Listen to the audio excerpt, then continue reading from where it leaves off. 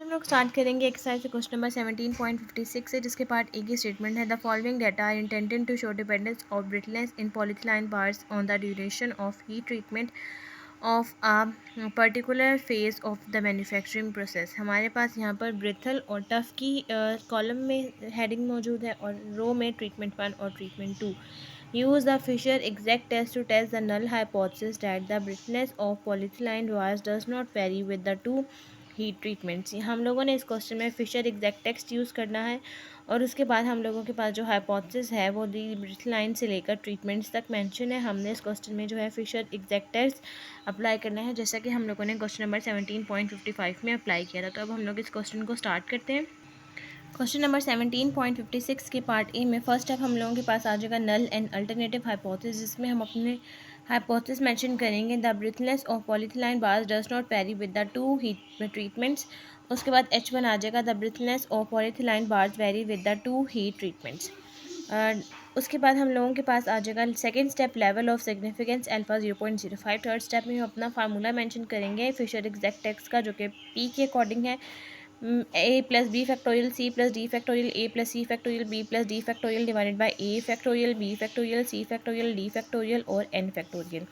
उसके बाद हम फोर्थ स्टेप में कंप्यूटेशन अप्लाई कर देंगे। हम लोगों के पास जो वैल्यूज़ हैं वो हैं 2 8 6 3। 2 + 6 is 8, 8 + 3 is 11, 2 + 8 is 10, 6 + 3 is 9। Total आ जाएगा हम लोगों के पास 19। अब हम लोग यहाँ पर जो है वैल्यूज़ को देखेंगे कि स्मॉलेस्ट वैल्यू कौन सी है। तो हम लोगों के पास स्मॉलेस्ट वैल्यू बन रही है 2। तो इसका मतलब है हम लोगों ने यहाँ पर 3 प्रोसेस के अकॉर्डिंग इसको 0 बनाना होगा। फर्स्ट P2 हम करेंगे, देन P1 और P0। सबसे पहले the smallest frequency is D is equals to 2, यानी कि जो वैल्यू है वो 2 है, डिनोटेड P2। हम इसको P2 से डिफाइन करेंगे, जिसका formula a plus B factorial के अकॉर्डिंग है 10 फैक्टोरियल, b प्लस डी का c प्लस डी का 9 factorial. Next a plus C की जगह पर आ जाएगा 8 फैक्टोरियल, देन 11 फैक्टोरियल। उसके बाद a factorial 2 factorial 8 factorial 6 factorial 3 factorial और n फैक्टोरियल, यानी कि 19 फैक्टोरियल। अब हम इन सारे फैक्टोरियल्स की वैल्यूज़ को सॉल्व करके यहाँ से P2 निकाल लेंगे। सारी वैल्यूज़ को सॉल्व करने से हमारे पास यहाँ पर P2 का आंसर आ जाएगा 0.0500। उसके बाद हम लोगों ने देखना है कि नेक्स्ट हम लोगों के पास जो है वो 1 2 जो है कॉलम की मिड की वैल्यूज़ जो है, नेक्स्ट हमने उसको बनाना है पहले 1 और उसके बाद 0। हमने बेसिकली उसको 0 बनाना होता है। तो हमारे पास जो वैल्यू थी हमने इसको यहाँ पर बनाया 1 और यहाँ पर वैल्यू थी हमारे पास 3। हमने उसमें से क्रॉस जो है वो माइनस करना होता है और उसके ऑपोजिट जो है उसको ऐड करना होता है। यहाँ पर 2 की जगह पर आ जाएगा 1, 3 की जगह पर आ जाएगा 1 डिक्रीज़ होकर 2। यहाँ पर 6 + 1 हो जाएगा 7 और यहाँ पर 8 + 1 हो जाएगा 9। सारी वैल्यूज़ को ऐड करेंगे तो ये हम लोगों के पास D1 के लिए बना है और ये D0 के लिए।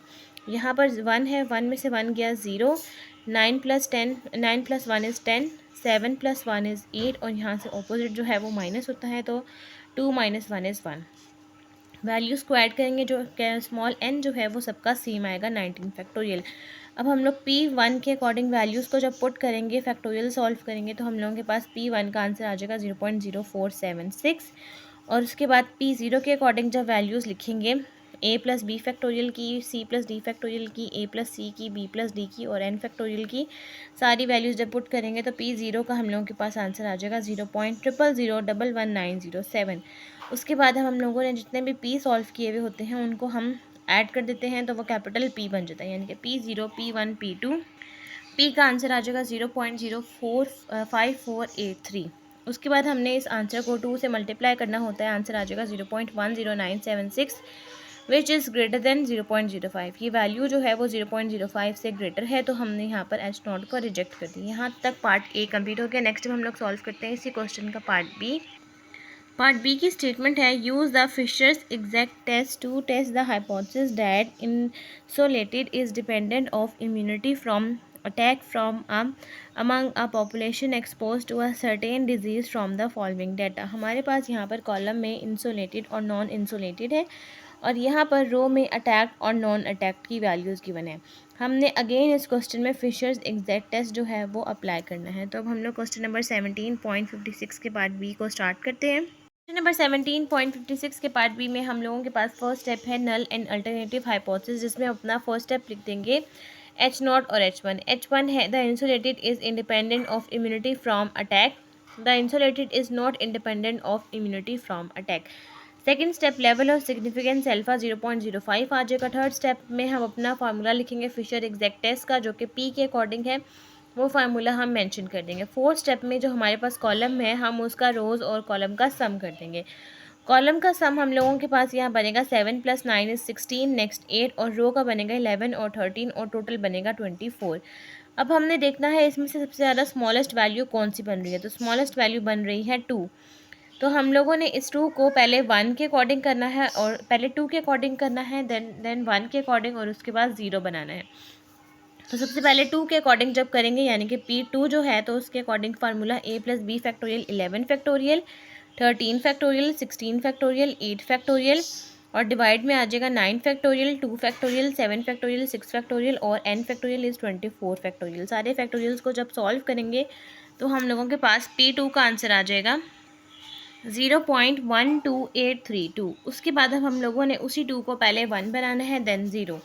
अब जब हम 2 में से 1 माइनस करेंगे तो आएगा 1, और यहाँ से इसके क्रॉस में 7 - 1 = 6, और यहाँ पर 11 9 + 1 = 10, और यहाँ पर 6 + 1 = 7. जब हम इन सारी वैल्यूज़ का सम करेंगे तो n जो है वो 24 ही आएगा. और अगेन अब हमने इस टेबल को, यानी कि इस 1 को 0 बनाना है.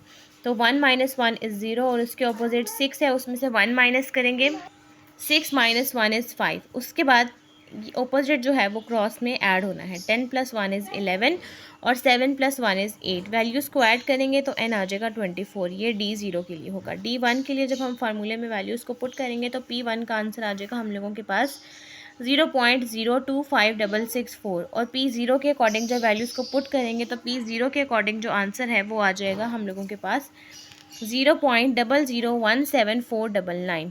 अब ये तीनों वैल्यूज़ P0 P1 P2 की सारी वैल्यूज़ को ऐड करेंगे. 0.15573 2 के साथ मल्टीप्लाई करेंगे तो 0.3114. अगेन ये वैल्यू जो है वो 0.05 से ग्रेटर है, तो हम यहाँ लिख देंगे which is not negligible, hence we reject H0. यहाँ तक हम लोगों के पास क्वेश्चन नंबर 17.56 कंप्लीट हो गया. नेक्स्ट अब हम लोग सॉल्व करते हैं क्वेश्चन नंबर 17.57. क्वेश्चन नंबर 17.56 के 57 के पार्ट ए की स्टेटमेंट है. In a study to determine whether or not the proportion of defectives produced by workers was the same for the day, evening or night shift work. The following data were collected. हमारे पास यहाँ पर shift हैं day, evening, night, और जो रो की values हैं वो है डिफेक्टिव्स और नॉन डिफेक्टिव्स. वैल्यूज़ हम लोगों के पास गिवन है वो है 45, 55, 70, 905, 890, 870, और जो वैल्यूज़ जो है उनकी एक्सपेक्टेड फ्रिक्वेंसीज़ के अकॉर्डिंग है 170. पहले 170 को हमने 950 के साथ मल्टीप्लाई करना है, डिवाइड करना है 2835 के साथ. नेक्स्ट 170 को 945 divided by 2835, 170 multiply 940 divided by 2835. उसके बाद 2665 multiply 950 divided by 2835, 2665 divided by 945 divided by 2835, 2665 divided by 940 divided by 2835. तो ये हम लोगों के पास एक्सपेक्टेड फ्रिक्वेंसीज़ के आंसर्स आ जाएंगे. नेक्स्ट है test the hypothesis at the 0.025 level of significance. Alpha आपके पास 0.025 होगा. That the proportion of defective is the same for all shift. हम लोगों के पास ये जो है ये हाइपोथेसिस गिवन है. इस क्वेश्चन में जो है वो हम लोगों ने ऑब्जर्व्ड और एक्सपेक्टेड फ्रिक्वेंसी के अकॉर्डिंग जो है वो क्वेश्चन को सॉल्व करना है. तो हम लोग क्वेश्चन नंबर 17.57 के पार्ट ए का जो है स्टार्ट करते हैं. क्वेश्चन नंबर 17.57 के पार्ट ए में हम लोगों के पास H0 और H1 का ये हाइपोथेसिस आ जाएगा जो कि हम लोगों को क्वेश्चन में मेंशन है. उसके बाद second step level of significance alpha 0.025 भी मेंशन है. थर्ड स्टेप में हम अपना मेंशन करेंगे फार्मूला. फोर्थ स्टेप में हमारे पास जो टेबल के मिड में वैल्यूज़ गिवन है वो ऑब्जर्व फ्रिक्वेंसीज़ बन जाएंगी, और एक्सपेक्टेड फ्रिक्वेंसीज़ जो है वो हम लोगों ने सॉल्व करनी है, जैसे अभी मैंने आपको बताई उनकी वैल्यूज़ ये हैं. उसके बाद ओ की हर वैल्यूज़ को ई में से माइनस करेंगे तो ओ माइनस ई आ जाएगा. उसके बाद ओ माइनस ई की हर वैल्यू का करेंगे स्क्वायर, और उसको डिवाइड कर देंगे एक्सपेक्टेड फ्रिक्वेंसीज़ की वैल्यूज़ के साथ. तो हम लोगों के पास ये कॉलम बन जाएगा जिसका सम है 6.2341. फिफ्थ स्टेप आ जाएगा क्रिटिकल रीजन. हम लोगों के पास क्रिटिकल रीजन है chi square alpha R-1 C-1. रोज़ है हम लोगों के पास 2 और कॉलम है 3.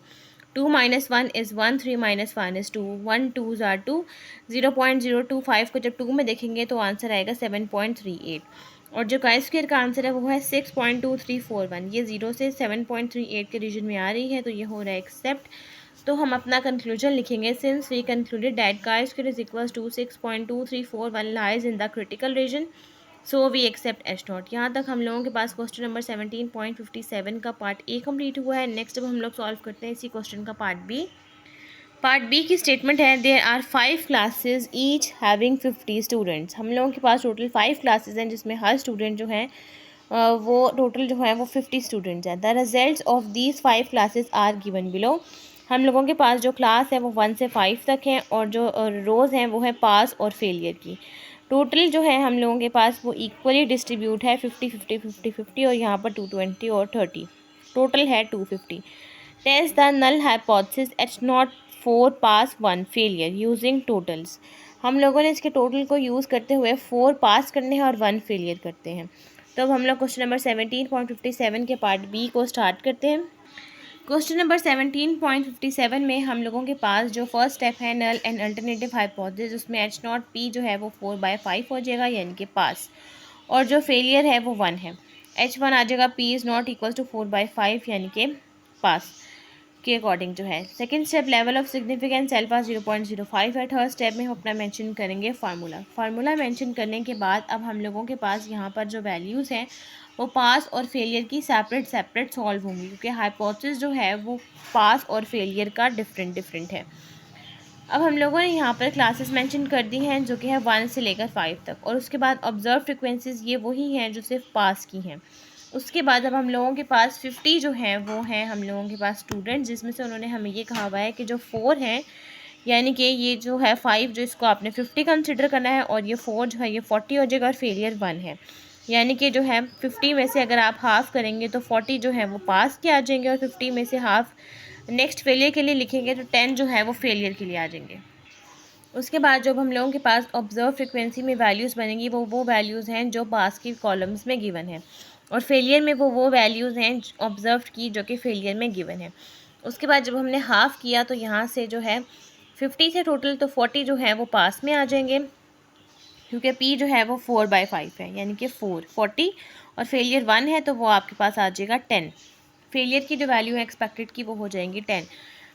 पास के लिए O में से E की वैल्यूज़ को माइनस करेंगे तो O माइनस E का कॉलम आ जाएगा। उसके बाद जब स्क्वायर करके E की हर वैल्यू के साथ डिवाइड करेंगे तो हम लोगों के पास ये कॉलम आ जाएगा जिसका सम है 2.2। उसके बाद फेलियर के लिए O की हर वैल्यू को E में से माइनस करेंगे, आंसर आने के बाद इसी कॉलम का करेंगे स्क्वायर, डिवाइड कर देंगे E के साथ, तो हम लोगों के पास इस कॉलम का सम आ जाएगा 8.8। काई स्क्वायर के लिए दोनों पास और फेलियर के दोनों आंसर्स को ऐड करेंगे 11 आ जाएगा। उसके बाद chi square alpha R-1 C-1 रोज़ है हम लोगों के पास 2 जबकि कॉलम है 5। 2 minus 1 is 1, 5 minus 1 is 4, 1 4s are 4, 0.05 को जब 4 में देखेंगे तो आंसर आ जाएगा 9.49। अब हम लोगों के पास जो काई स्क्वायर का आंसर है वो है 11, वो 0 से 9.49 के रीजन से बाहर जा रहा है तो ये हो रहा है रिजेक्ट। तो हम अपना कंक्लूजन लिखेंगे, since we concluded that chi-square is equals to 11 falls in the critical region since we reject h naught। तो यहाँ तक हम लोगों के पास क्वेश्चन नंबर 17.57 कंप्लीट हो गया। नेक्स्ट अब हम लोग सॉल्व करते हैं क्वेश्चन नंबर 17.58। क्वेश्चन नंबर 17.58 की हमारे पास स्टेटमेंट है, the observe row frequencies in 2x k contingency table are A1 A2 so on to AK and B1 B2 so on to BK. Use the notation NI is equals to AI plus BI for all I is equals to 1 2 so on to K. Summation AI is equals to capital A, summation BI is equals to capital B, and A plus B is equals to capital N. Show that the chi-square for testing independence can be expressed as। हम लोगों के पास यहाँ पर chi-square testing of independence में जो 2x k का contingency का table होगा, जिसमें इन्होंने हमें बताया हुआ है कि समेशन AI जो है वो कैपिटल A बनेगा, समेशन BI जो है कैपिटल B बनेगा। A और B की वैल्यूज़ को ऐड करेंगे तो स्मॉल कैपिटल N बनेगा, और स्मॉल AI और स्मॉल BI की वैल्यूज़ को ऐड करेंगे तो क्या स्मॉल NI बनेगा। आपने इस क्वेश्चन में टेस्टिंग ऑफ इंडिपेंडेंस अप्लाई करना है किसके अकॉर्डिंग, इस फार्मूले के अकॉर्डिंग जो कि है chi square is equals to capital N square divided by AB, summation A I square by N I minus A square by N, what are the degrees of freedom for the chi square. इस question के according हमारे पास degrees of freedom क्या होगा। Using this formula to find chi square for the following data, आपने इस table को use करते हुए काई स्क्र निकाल लेना है। अब इस टेबल के अकॉर्डिंग हमारे पास number of rows of kernels हैं 8, 10, 12 और 14। प्रेजेंट जो है वो ए बन जाएगा और एब्सेंट जो है वो एज इट इज़ रहेगा। उसके बाद जो टोटल है वो हम लोगों के पास सी आई बन जाएगा, जबकि हम लोगों के पास जो यहाँ पर प्रेजेंट और एब्सेंट का जो टोटल है ये बन जाएगा ए, एब्सेंट का बन जाएगा बी, और ये टोटल का जो है ये 170 ये हो जाएगा कैपिटल एन। ये सारी वैल्यूज़ को जो है डायरेक्टली हमने फार्मूले में पुट करना है और यहाँ से हम लोगों ने chi square testing of independence निकाल लेना है। तो अब हम लोग क्वेश्चन नंबर 17.58 को स्टार्ट करते हैं। क्वेश्चन नंबर 17.58 में सबसे पहले हम लोगों के पास नंबर ऑफ़ रोज़ हैं, जिसको आप यहाँ पर कॉलम वाइज यहाँ पर लिख लेंगे। उसके बाद है प्रेजेंट, जिसको हम कहेंगे ए आई, जिसकी वैल्यूज़ हमें हमारे पास टेबल में गिवन है, जिसका टोटल भी गिवन है 82, जो कि हो जाएगा कैपिटल ए। उसके बाद एब्सेंट जो है वो हो जाएगा, क्योंकि इन्होंने हमें कहा है समेशन बी आई जो है वो कैपिटल बी के इक्वल है, तो आप समझ लें ये बी है, और ये हो जाएगा सी। अब बी जो है वो इक्वल होगा कैपिटल बी के, उसके बाद जो टोटल है वो हो जाएगा सी। टोटल की जो वैल्यूज़ है इसका सम जो है 170 वो हो जाएगा कैपिटल एन। अब हमें इस फार्मूले के अकॉर्डिंग एन की ज़रूरत है वो आ गया, ए की ज़रूरत थी वो भी आ गया, बी की ज़रूरत थी वो भी आ गया। उसके बाद ए और एन दोनों की वैल्यूज़ हमारे पास आ गई। नेक्स्ट हमें ज़रूरत है ए आई स्क्र बाय सी आई, यानी कि ए आई स्क्र की हर वैल्यू को सी आई के साथ डिवाइड करेंगे तो ये कॉलम आ जाएगा। अब यहाँ से 18 की हर वैल्यू का स्क्र करेंगे, 18 का स्क्र करेंगे, डिवाइड करेंगे 33, 9.818। 37 square divided by 63, 21.53। 27 square divided by 70, 10.41। 0 square divided by 4 is 0। सम करेंगे तो आंसर आ जाएगा 41.96। वैल्यूज़ को जब पुट करेंगे तो हम लोगों के पास काई स्क्वायर का जो आंसर है वो आ जाएगा 9.649। यहाँ तक हम लोगों के पास क्वेश्चन नंबर 17.58 कंप्लीट हो गया। नेक्स्ट अब हम लोग सॉल्व करते हैं क्वेश्चन नंबर 17.59। क्वेश्चन नंबर 17.59 की जो पार्ट ए की स्टेटमेंट है वो है prove the Brandt Snedecor formula for chi square. ये मैं आपको करवा चुकी हूँ, इसका प्रूफ का जो लिंक है वो आपको नीचे डिस्क्रिप्शन बॉक्स में मिल जाएगा। पार्ट बी की स्टेटमेंट है 2 groups of freshman applying to enter university to the same college aptitude test. The group A and B different in the type of high school education they had experienced. The following distribution of scores for the two groups were as follows. हम लोगों के पास यहाँ scores की values given है, उसके बाद group A और group B की। Compute the value of chi-square and determine whether there is a significant difference in college aptitude test between the groups. आपने इस क्वेश्चन में काई स्क्वायर निकालना है इन दोनों ग्रुप ए और ग्रुप बी के अकॉर्डिंग। तब हम लोग क्वेश्चन नंबर 17.57 के पार्ट बी को स्टार्ट करते हैं। क्वेश्चन नंबर 17.57 की पार्ट बी का हम लोगों के पास फर्स्ट स्टेप आ जाएगा नल एंड अल्टरनेटिव हाइपोथेसिस, जिसमें हम अपना हाइपोथेसिस लिखेंगे जो कि आ जाएगा the two groups are homogeneous, और H1 के लिए आ जाएगा the two groups are not homogeneous. Second step level of significance alpha 0.05 आ जाएगा। उसके बाद जो है हम लोगों के पास अल्फ़ा जो है वो 0.05 आ जाएगा। थर्ड स्टेप टेस्ट स्टैटिस्टिक्स में अपना मेंशन करेंगे फार्मूला मेंशन करने के बाद अब हम लोगों ने फोर्थ स्टेप में कंप्यूटेशन करनी है। फर्स्ट स्टेप स्कोर्स जो है वो एज इट इज़ हम कॉलम वाइज लिख लेंगे। उसके बाद ग्रुप जो है वो ए बन जाएगा, ग्रुप जो है वो सेकेंड वो बी बन जाएगा, यानी कि स्मॉल बी भी बन जाएगा, और जो टोटल है वो हम लोगों के पास स्मॉल सी बन जाएगा। ग्रुप ए की जो वैल्यूज़ हैं यानी कि ए आई जो है उसका सम हम लोगों के पास आ जाएगा 475, जो कि बन जाएगा कैपिटल ए। ग्रुप बी की वैल्यूज़ जो है उसका सम बन जाएगा कैपिटल बी 111। टोटल का जो सम है वो आ जाएगा 586, जो कि बन जाएगा कैपिटल एन। अब हमें ज़रूरत है ए आई स्क्वायर बाय सी आई की, तो ए आई की हर वैल्यूज़ का करेंगे स्क्वायर, उसको डिवाइड कर देंगे सी के साथ, तो ये कॉलम आ जाएगा जिसका सम है 398.017। वैल्यूज़ को फार्मूले के अकॉर्डिंग जब पुट करेंगे तो हमारे पास काई स्क्वायर का आंसर आ जाएगा 25.999975, that is approximately equals to 26। अब हम लोगों के पास क्रिटिकल रीजन, यानी कि क्रिटिकल रीजन बनेगा chi square alpha n-1। Chi square alpha हम लोगों के पास यहाँ पर जो टोटल वैल्यूज़ हैं 1 2 3 4 5 6 7 8 9 10 10 है, तो इसका जो क्रिटिकल रीजन है वो बनता है n-1, यानी कि 10 - 1 इज़ 9। 0.05 को जब 9 में देखेंगे तो आंसर आएगा 16.92, और जो ये आंसर है 25.99975, यानी कि अप्रॉक्सीमेटली इक्वल टू 26, वो 0 से 19.7 69.92 के रीजन से बाहर जा रहा है, तो वो हो रहा है रिजेक्ट। तो हम अपना कंक्लूजन लिखेंगे, since we concluded that chi² is equal to 25.999 falls in the critical region, so we reject H0। यहाँ तक हम लोगों के पास क्वेश्चन नंबर 17.59 कंप्लीट हो गया। और अगर इस क्वेश्चन का आप डिग्रीज ऑफ फ्रीडम निकालेंगे तो वो बनेगा n-1। टोटल वैल्यूज़ हैं 4, तो ये बनेगा 4 - 1 इज़ 3। तो इसका जो डिग्रीज ऑफ फ्रीडम है वो बन गया हम लोगों के पास 3। तो हम लोगों के पास यहाँ तक सारे क्वेश्चंस कंप्लीट हो गए। नेक्स्ट अब हम लोग सॉल्व करते हैं क्वेश्चन नंबर 17.60। क्वेश्चन नंबर 17.60 की हमारे पास स्टेटमेंट है, in an experiment on the effectiveness of a teaching machine, a machine instructed group of students was compared with a teacher instructed group of an achievement test. The following scores were obtained। हम लोगों के पास यहाँ पर values यानी कि scores mention है, उसके बाद हम लोगों के पास टीचर इंस्ट्रक्टेड और मशीन इंस्ट्रक्टेड की वैल्यूज़ गिवन है, यानी कि A, B और C की। Calculate chi² and determine whether there is a significance difference in achievements of two groups. अब हम लोगों ने क्वेश्चन नंबर 17.60 को सॉल्व करना है और यहाँ से भी हम chi² इंडिपेंडेंस निकाल लेंगे। क्वेश्चन नंबर 17.60 के पार्ट 1 की हम लोगों के पास पार्ट जो है उसका फर्स्ट स्टेप आ जाएगा नल एंड अल्टरनेटिव हाइपोथेसिस, यानी कि H0 there is no significant difference is achievement of two groups, H1 there is significant difference is achievement of two groups.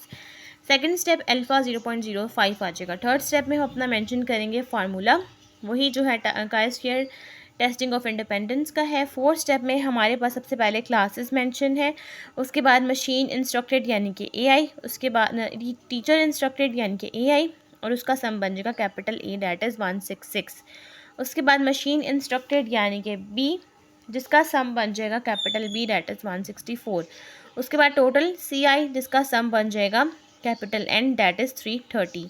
उसके बाद AI² बाय CI करेंगे, यानी कि AI की हर value का करेंगे स्क्वायर, उसको C के साथ जब डिवाइड कर देंगे तो इसका सम आ जाएगा 85.1304। उसके बाद जब फार्मूले में सारी वैल्यूज़ को पुट करेंगे तो हम लोगों के पास chi² का आंसर आ जाएगा 6.40594। उसके बाद हम लोगों के पास ये बनेगा critical reason chi² alpha n-1। n जो है वो आ जाएगा हम लोगों के पास टोटल वैल्यू 6 - 1 इज़ 5। 0.05 को जब 5 में देखेंगे तो आंसर आ जाएगा 11.07। अब हम लोगों के पास जो chi² का आंसर है वो है 6.5094, वो 0 से 11.07 के रीजन में आ रहा है, तो ये हो रहा है एक्सेप्ट। तो हम अपना कंक्लूजन लिखेंगे, since we concluded that chi² is equal to 6.5094 lies in the critical region, so we accept H0। यहाँ तक हम लोग अपना क्वेश्चन नंबर 17.60 जो है वो हम लोगों का कंप्लीट हो गया, और आज की वीडियो भी हमारी यहीं तक कंप्लीट हो गई। अगर आपको मेरी आज की वीडियो अच्छी लगे तो मेरी वीडियो को लाइक करें, शेयर करें, मेरे चैनल को सब्सक्राइब करें और साथ में मैंने बेल आइकन को भी प्रेस कर दें ताकि आपको मेरी आने वाली वीडियोस नोटिफिकेशन सबसे पहले मिलती रहे। आज की वीडियो के लिए थैंक यू। अल्लाह हाफिज़।